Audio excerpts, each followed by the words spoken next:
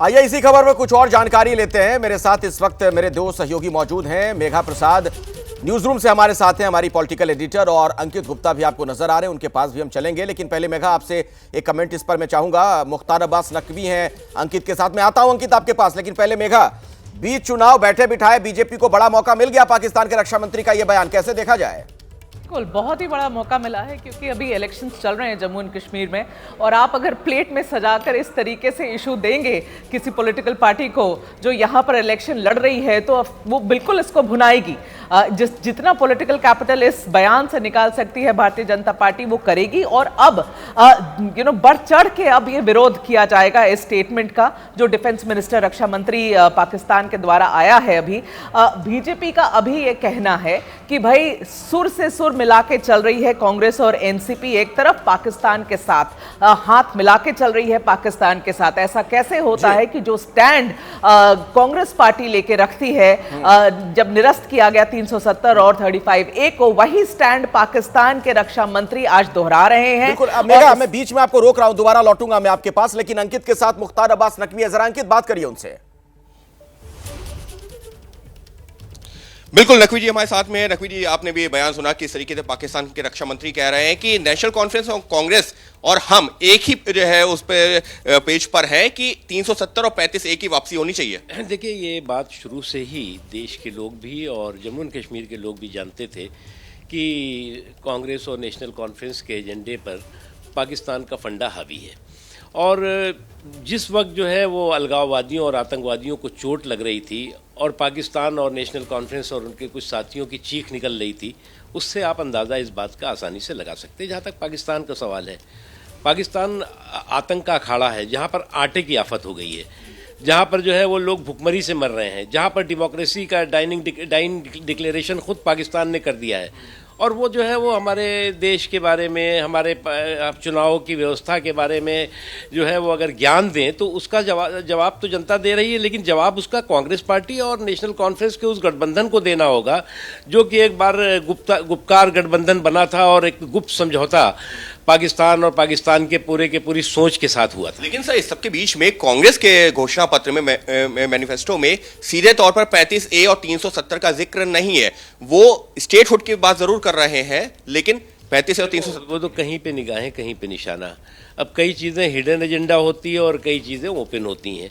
तो अगर आज वो चीज़ें खुल कर आ रही हैं तो वो इस बात का एक चीज़ आपको देखना होगा कि कई दशक के बाद जिस जुनून और जज्बे के जश्न के साथ जमहूरियत का जश्न जम्मू एंड कश्मीर में अपने मतदान के तौर से लोगों ने दिखाया, वो भी कुछ लोगों के लिए जो लोग कि इस देश की जमहूरियत और ख़ास तौर से जम्मू एंड कश्मीर के प्रोग्रेस, प्रॉस्पेरिटी और पॉलिटिकल पार्टिसिपेशन से परेशान थे, उनके लिए चिंता का विषय हो सकता है। और इसलिए वो इस तरह के बहकी बातें कर रहे हैं। उस बहकी बातों में जो चीज़ें निकल के आ रही हैं वो निकल के आ रही हैं कि कहीं ना कहीं ऐसा समझौता कुछ ताकतों के साथ है जो ताकतें कि फिर से एक बार जम्मू एंड कश्मीर को उस रास्ते पे ले जाने की षड्यंत्र साजिशों में लगी हैं, जिससे कि अभी निकला है। बस सर, एक आखिरी सवाल इस सबके बीच में अगर हम बात करते हैं कांग्रेस की या नेशनल कॉन्फ्रेंस की, उनका तो ये कहना ना कि हम तो जमहूरियत की आवाज़ को लेकर के जनता के बीच जा रहे हैं। जनता का ये कहना था, इस वजह से नेशनल कॉन्फ्रेंस ने इसको अपने मुद्दे में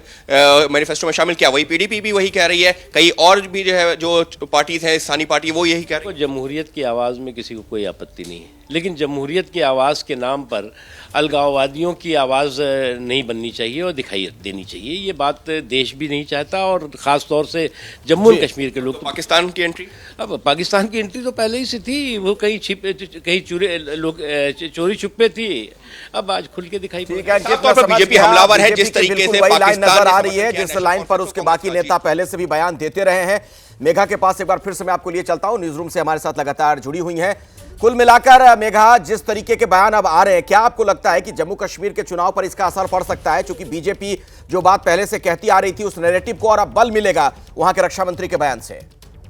इनफैक्ट नुकसान हो सकता है कांग्रेस पार्टी को और एनसी को, इस बयान का नुकसान हो सकता है। अब देखिए, इस तरीके से बयान अगर किए जाएं जब इलेक्शंस चल रहे हों जम्मू कश्मीर में, तो इसका असर तो पड़ेगा।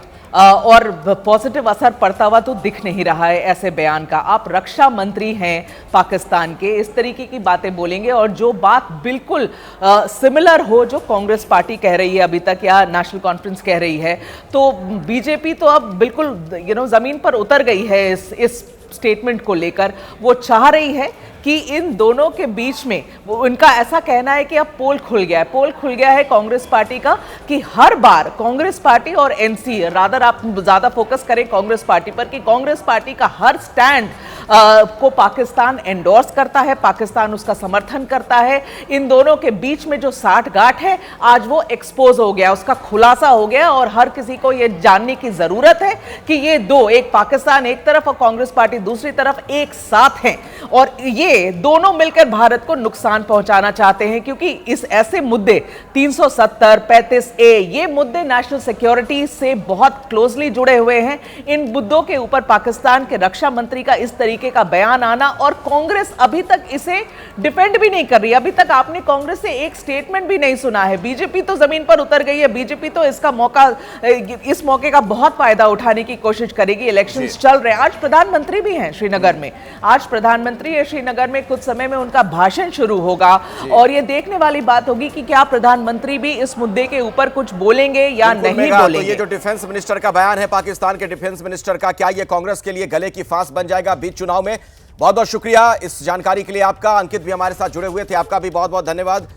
और इसी खबर पर हम बने हुए हैं, एक बार फिर से आपको बता दें अभी की बड़ी खबर एक बार फिर से, चूंकि पाकिस्तान के डिफेंस मिनिस्टर का जो बयान है वो बड़ा बयान, और उससे माना यह जा रहा है कि कांग्रेस की मुश्किलें बढ़ सकती हैं।